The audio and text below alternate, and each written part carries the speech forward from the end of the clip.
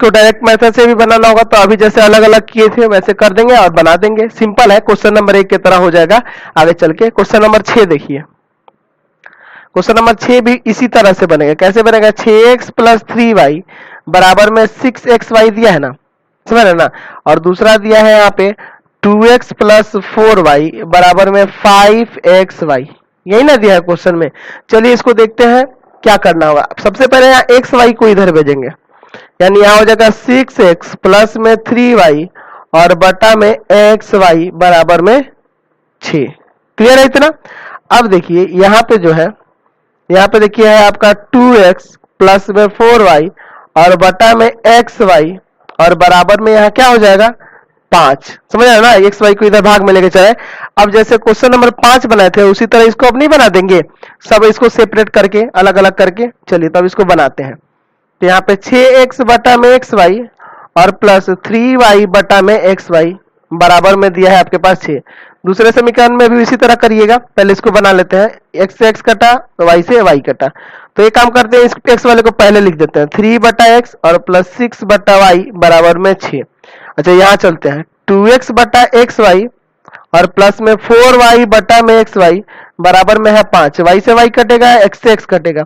यहाँ भी x वाले को पहले लिख दीजिए 4 बटा x प्लस 2 बटा y है ना, और बराबर में है आपका 5। तो आप चाहे तो इसको डायरेक्ट मेथड से नहीं बना सकते हैं, आसानी से बन जाएगा। लेकिन आपको क्या करना होगा, मान लेना होगा कि माना 1 बाई एक्स बराबर में a और 1 बाई वाई बराबर में b मान लेंगे।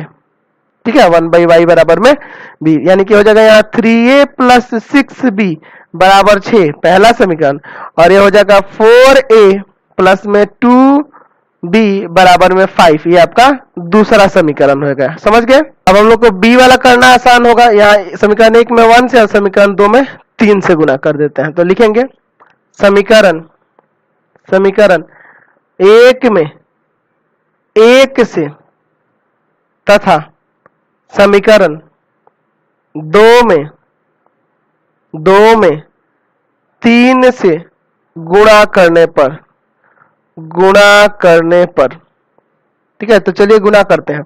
तो वो तो ऊपर वाला वही रहेगा 3a प्लस 6b बराबर 6। यहाँ 3 से गुणा करेंगे तो 4 तिया 12, 2 तिया 6 और 5 तिया 15। चलिए इसका साइन बदलते हैं, माइनस माइनस माइनस बदलना पड़ेगा ना, ये तभी ना कटेगा।